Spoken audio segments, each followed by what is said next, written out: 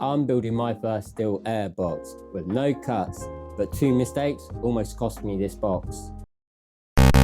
First mistake, I marked the armholes in the complete wrong place. Lucky for us, isopropyl wipes marker straight off plastic in seconds, remarked properly this time. I tried heating the ducting in the air fryer. Big mistake, 40 degrees is not hot enough. So we moved to the hob around 200 degrees, hot enough to melt plastic,